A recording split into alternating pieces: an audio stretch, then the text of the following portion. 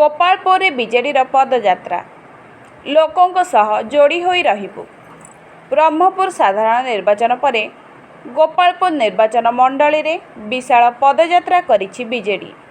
ପୂର୍ବତନ ବିଧାୟକ ତଥା ଗୋପାଳପୁର ବିଜେଡି ବିଧାୟକ ପ୍ରାର୍ଥୀ ବିକ୍ରମ କୁମାର ପଣ୍ଡାଙ୍କ ନେତୃତ୍ୱରେ ପଦଯାତ୍ରା କନିସି ପୁରୁଣା ତହସିଲ କାର୍ଯ୍ୟାଳୟ ସମ୍ମୁଖରୁ ଆରମ୍ଭ ହୋଇଥିଲା। ହଜାର ହଜାର କର୍ମୀ ଓ ସମର୍ଥକ ପଦଯାତ୍ରାରେ ସାମିଲ ହୋଇଥିଲେ। କନିସି ହାଟ ପର୍ଯ୍ୟନ୍ତ ପଦଯାତ୍ରା ଯିବା ପରେ ସେଠାରେ ଆୟୋଜନ ହୋଇଥିଲା ସାଧାରଣ ସଭା।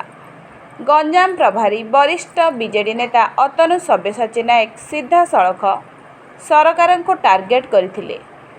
ବିଜେଡି ଲୋକଙ୍କୁ ସୁଶାସନ ଦେବା ସହ ଲୋକଙ୍କ ସରକାର କରିଥିଲେ। ଏବେ ନୂଆ ସରକାରଙ୍କୁ ଲୋକ ବୁଝି ସାରିଲେଣି। ଆସନ୍ତା ନିର୍ବାଚନରେ ପୁଣି ନବୀନ ପଟ୍ଟନାୟକ ମୁଖ୍ୟମନ୍ତ୍ରୀ ହେବେ ଏବଂ ଲୋକଙ୍କୁ ସୁଶାସନ ଦେବେ, ବିକ୍ରମ କୁମାର ପଣ୍ଡା କହିଥିଲେ। ଦଳର ନେତା ନବୀନ ପଟ୍ଟନାୟକ ଲୋକଙ୍କ ସହ ଯୋଡ଼ି ହୋଇ ରହିବା ପାଇଁ ନିର୍ଦ୍ଦେଶ ଦେଇଛନ୍ତି। ବିରୋଧୀ ଦଳ ଭାବେ ଲୋକଙ୍କ ସହ ଯୋଡ଼ି ହୋଇ ରହିବୁ, ଲୋକଙ୍କ ସୁବିଧା ଅସୁବିଧା ଉପସ୍ଥାପନ କରିବୁ, ଲୋକଙ୍କ ନ୍ୟାଯ୍ୟ ଦାବି ପାଇଁ ଲଢ଼େଇ କରିବୁ, ଏହି ସଂକଳ୍ପ ନେଇ ଆମେ କାର୍ଯ୍ୟ କରିବୁ ବୋଲି କର୍ମୀଙ୍କୁ ଆହ୍ୱାନ କରିଥିଲେ। ଆୟୋଜିତ ଏହି କାର୍ଯ୍ୟକ୍ରମରେ ବ୍ରହ୍ମପୁର ମହାନଗର ନିଗମ ମେୟର ସଂଘମିତ୍ରା ଦଳେଇ, ବିଜେଡି ଜିଲ୍ଲା ସଭାପତି ଡାକ୍ତର ରମେଶ ଚନ୍ଦ୍ର ଚ୍ୟାଉ ପଟ୍ଟନାୟକ, ବିଜେଡି ବିଧାୟକ ପ୍ରାର୍ଥୀ ସୁବାସ ବେହେରା, ଲତିକା ପ୍ରଧାନ, ମଞ୍ଜୁଳା ସ୍ୱାଇଁ, ଚିନ୍ମୟାନନ୍ଦ ଶ୍ରୀରୂପ ଦେବ, ବିଜେଡି ଯୁବନେତା ସୁଭାଷିଷ ସାହୁଙ୍କ ସହ ସମସ୍ତ ଜିଲ୍ଲା ପରିଷଦ ସଦସ୍ୟ, ବ୍ଲକ ସଭାପତି ଅଜିତ କୁମାର ଦାସ, ବ୍ଲକ ଅଧ୍ୟକ୍ଷା ସିଏଚ ଉଷାରାଣୀ, ଜିଲ୍ଲା ପରିଷଦ ଉପାଧ୍ୟକ୍ଷ ରାଜେଶ୍ୱରୀ ଦୋରା ଏବଂ ସରପଞ୍ଚ ଓ ସମିତି ସଭ୍ୟା ଯୋଗ ଦେଇଥିଲେ।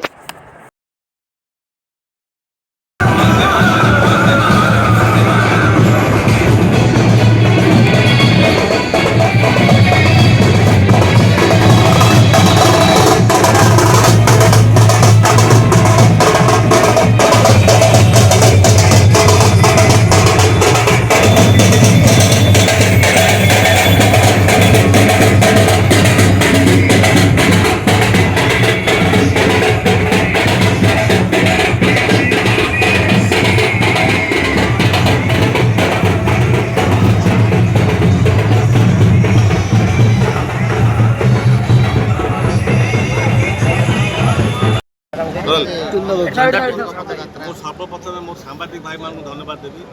ସେମାନଙ୍କର ପ୍ରଚାର ପ୍ରସାର ପାଇଁ ଆଜି ଏ କାର୍ଯ୍ୟକ୍ରମ ସଫଳ ହୋଇଛି ଏବଂ ଆଜି ଗୋପାଳପୁର ନିର୍ବାଚନ ମଣ୍ଡଳୀର ଆଜି ବହୁ ନେତୃମଣ୍ଡଳୀ ଏବଂ ଜନସାଧାରଣ ଆଜି ଏହି ପଦଯାତ୍ରାରେ ଯୋଗ ଦେଇଛନ୍ତି ଏବଂ ମାନ୍ୟବର ପୂର୍ବତନ ମୁଖ୍ୟମନ୍ତ୍ରୀ ତଥା ବର୍ତ୍ତମାନର ମାନ୍ୟବର ବିରୋଧୀ ନେତା ଏବଂ ଆମ ଦଳର ସଭାପତି ନିର୍ଦ୍ଦେଶ କ୍ରମେ ପ୍ରତ୍ୟେକ ବର୍ଷ ଭଳି ଏହି ବର୍ଷ ମଧ୍ୟ ଗୋପାଳପୁର ନିର୍ବାଚନ ଆରମ୍ଭ କରି ଆମର ପଦଯାତ୍ରା ହୋଇଛି ଏବଂ ଏହି ପଦଯାତ୍ରାରେ ନବୀନ ପଟ୍ଟନାୟକ ନିର୍ଦ୍ଦେଶ କ୍ରମେ ସେ ଅତନୁ ସବ୍ୟସାଚୀ ନାୟକ, ଯିଏକି ଆମର ପୂର୍ବତନ ମନ୍ତ୍ରୀ ବରିଷ୍ଠ ନେତା ଯୋଗ ଦେଇଥିଲେ ଏବଂ ଏଥିରେ ସବୁ ନିର୍ବାଚନ ଦଳ ପୂର୍ବତନ ବିଧାୟକମାନେ ଏବଂ ନେତୃମଣ୍ଡଳୀ ଉପସ୍ଥିତ ରହିଥିବା ଯୋଗୁଁ ମୁଁ ସମସ୍ତଙ୍କୁ ଧନ୍ୟବାଦ ଦେଉଛି ଏବଂ ବିଶେଷ ଭାବେ ମୋ ସରପଞ୍ଚ ସମିତି ସଭ୍ୟ ଏବଂ ଜନସାଧାରଣଙ୍କୁ ଧନ୍ୟବାଦ ଦେଉଛି। ଆଜି ଏ କାର୍ଯ୍ୟକ୍ରମକୁ ସଫଳତାର ସହିତ କରିଛନ୍ତି ଏବଂ ଆମେ ପୂର୍ବରୁ ସରକାର ଥିବା ସମୟରେ ଆମ ସରକାରର ସଫଳତା ବିଷୟରେ ଲୋକଙ୍କୁ ଅବଗତ କରାଉଥିଲୁ ଏବଂ ଗୋଟିଏ ନିର୍ଦ୍ଦେଶ ଥିଲା ସେ ନବୀନ ପଟ୍ଟନାୟକ ସଦାବେଳେ ଲୋକଙ୍କ ସହିତ ଯୋଡ଼ି ରହିବା ପାଇଁ ଏବଂ ଏ ପଦଯାତ୍ରାର ଉଦ୍ଦେଶ୍ୟ ସେୟା। ଆଜି ମଧ୍ୟ ଲୋକଙ୍କ ସହିତ ବିରୋଧୀ ଦଳ ଭାବେ ଆମେ ଲୋକଙ୍କ ସହିତ ଯୋଡ଼ି ରହିବୁ, ଲୋକଙ୍କ ସୁବିଧା ଅସୁବିଧାକୁ ଆମେ ଉପସ୍ଥାପନ କରିବୁ ଏବଂ ଲୋକଙ୍କର ନ୍ୟାଯ୍ୟ ଦାବି ପାଇଁ ଲଢ଼େଇ କରିବୁ। ଏହି ସଂକଳ୍ପ ନେଇ ଆଜି ସମସ୍ତେ ମଞ୍ଚରେ ଯାଇଥିବାରୁ ମୁଁ ସମସ୍ତଙ୍କୁ ଧନ୍ୟବାଦ ଜ୍ଞାପନ କରୁଛି।